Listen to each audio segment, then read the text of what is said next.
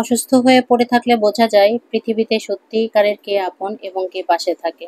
Hello বন্ধুরা, আমার এই বাচ্চাটি দেখেন ছোট ব্রেনে ও আমাকে হাসানোর কত চেষ্টা করছে। অর্থাৎ ও দেখছে যে মাম্মাম খুব অসুস্থ, তাই সে তার মাম্মিকে হাসানোর জন্য এরকম কম্বল মুড়ি দিয়ে জোকার সেজে বসে আছে যেন আমি একটু হাসি, আমি একটু ফুর্তিতে থাকি।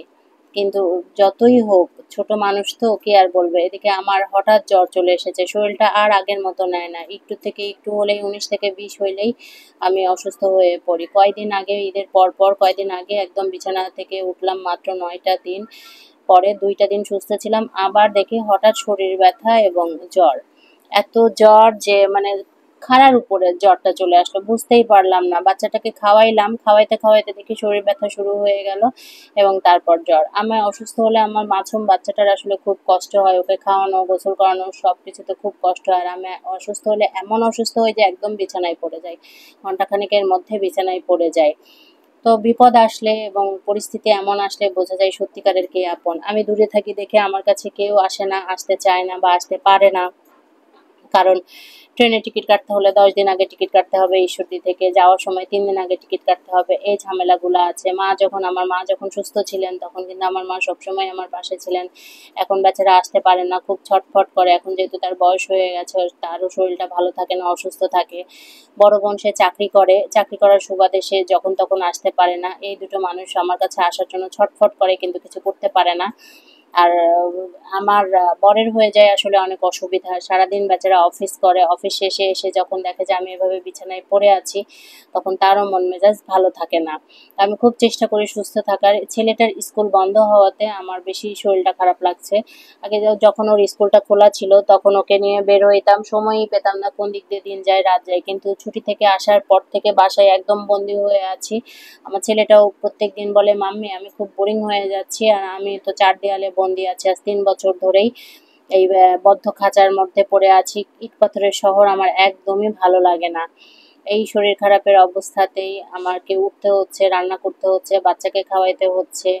আর আয়নের বাবা অফিস থেকে আসার পরে যেটুকু পারছে আমাকে যথেষ্ট পরিমাণে বেচারা হেল্প করছে। এই মানুষটাই হচ্ছে আমার জীবনের সবচেয়ে আমার ছায়া, সুখে দুঃখে সবকিছুতে আমার পাশে থাকে। আমার এই ভরসাই হচ্ছে এই একটা জায়গায় আমি বেঁচে আছি মূলত আমার বাবা, আমার বাচ্চা, আমার মা এবং আমার হাজবেন্ডের জন্য। এই 3টা মানুষ আমাকে বেঁচে থাকার শক্তি যোগায়। এই 3টা মানুষ আমাকে অনুপ্রেরণা দেয় যে আমাকে বেঁচে থাকতে হবে। সে আমাকে হাসানোর জন্য চেষ্টা করছে আয়ান। হাসাতে হাসাতে এক পর্যায়ে সে না কুকুরের ডাক শুনতে পেয়েছে এবং সে দেখছে আসলে কুকুরটা বাসার কত নিচে আছে। এর মাঝখানে আমার পিপাসা পেয়েছে, আমি একটু পানি খেয়ে নিলাম। আগের থেকে শরীরটা এত বেশি খারাপ লাগে। আগে যখন জব করেছি তখন শরীরটা এত বেশি অসুস্থ থাকতো না, অনেক ফিট ছিলাম।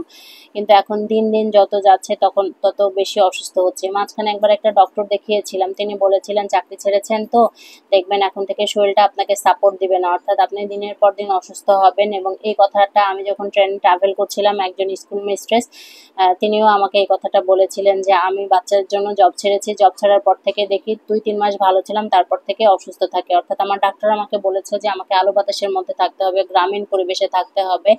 বদ্ধ জায়গায় থাকলে আমি ডে বাই ডে অসুস্থ থাকবো। কারণ যেহেতু আমি জব করা মানুষ, দীর্ঘ বছর জব করেছি, এখন হঠাৎ করে বদ্ধ পরিবেশটা আমার জন্য সুইটেবল হচ্ছে না। এরই মাঝখানে আমি একটু জ্বরের ওষুধ খেয়ে নিলাম, নাপা খেয়ে নিলাম, এর আগেও একটু খেয়েছি। আর প্রচণ্ড রকম অ্যাসিডিটির প্রবলেম হচ্ছে, কারণ রাত্রেবেলা মাছের মাথা খেয়েছিলাম। তো মাছের মাথা যখনই খাই, যেদিনই খাই সেদিনই আমার খুবই প্রবলেম হয়ে যায়, অনেক গ্যাস্ট্রিকের সমস্যা করে।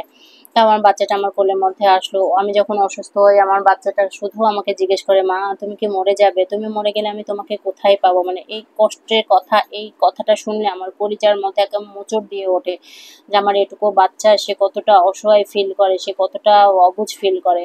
এই জন্য মাঝে মাঝে মনে হয় যে আসলে ঢাকা টু ঈশ্বরদী এই ডিস্টেন্সটা অনেক বেশি। যদি আশেপাশে থাকতাম তাহলে হয়তো টুক করে বাবা মা দেখতে আসতে পারতো, ভাই বোন সবাই দেখতে আসতে পারতো, কিন্তু দূরে থাকার জন্য আসলে কেউ আসতে পারে না। আর আমরা 3টি প্রাণী এখানে আছি। এদিকে যেভাবেই হোক আমাদের দিন চলে যায়, সুস্থ থাকতেই হবে। শুধু বাচ্চাটার দিকে তাকিয়েই আমি নিজের ভেতরে জোর আনার চেষ্টা করি যে না, আমাকে সুস্থ হতে হবে।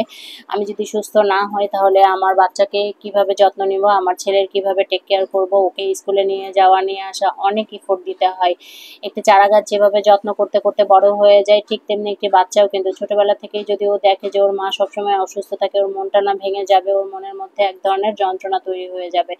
আমি চাই না আমার বাচ্চাটা এই কষ্টটা পাক, তাই আপনারা সবাই আমার জন্য দোয়া করবেন যেন আমি দ্রুত সুস্থ হয়ে যাই। এবং এখন দেখেন আমার ছেলে আমার টেম্পারেচার দেখছে, মা তোমার কি জ্বর কমেছে, মা তুমি কি এখন সুস্থ হয়েছো, তোমার কি ভাল লাগছে, সে কিছুতেই আমার কাজ ছাড়া হয় না। আমি অসুস্থ থাকলে সে আমার কোলের মধ্যে এসে থাকে।